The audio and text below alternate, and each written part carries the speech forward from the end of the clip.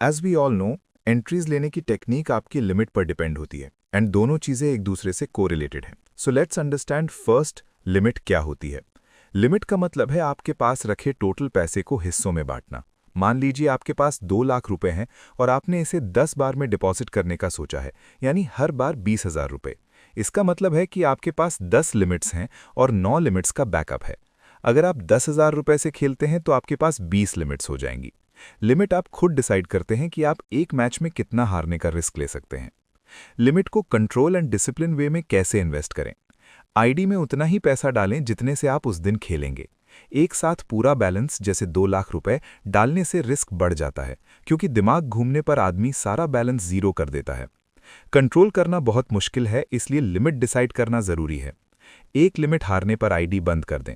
अगर उस दिन लक साथ नहीं दे रहा तो दूसरे मैच में भी हारने के चांसेस ज्यादा होते हैं। नए प्लेयर्स को कम से कम 1 साल तक सीखना चाहिए और छोटी बेट्स यानी 100 रुपए से 500 रुपए से शुरुआत करनी चाहिए। अगर आप टिपर्स को फॉलो करते हैं और उनकी एंट्रीज आपको समझ नहीं आती तो इसको भी एक्सप्लेन करते हैं इन ईजी वर्ड्स। जब कोई टिप मिलती है जैसे 60% लिमिट से खाओ, तो इसका मतलब है कि आप अपनी एक लिमिट यानी 20,000 रुपये का 60% यानी 12,000 रुपये यूज़ करेंगे। इसी तरह 30% का मतलब 6,000 रुपये और बची हुई 10% लिमिट का यूज़ करने को कहा जाता है।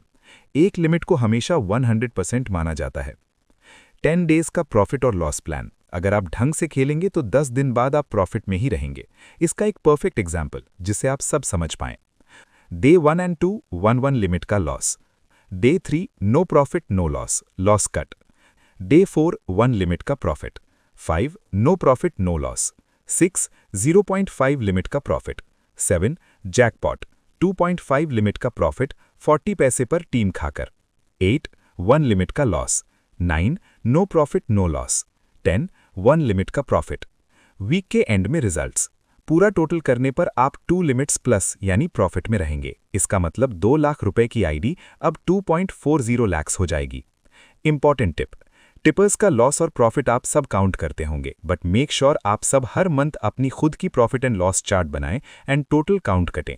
अगर आप लॉस में हैं तो गलतियां ढूंढें, क्या गलती हुई फुल मंथ, एंड अगर हाफ लिमिट भी प्रॉफिट में हो देन आप सर्वाइव कर रहे हैं इस फील्ड में, and that's the most important point, survive करना।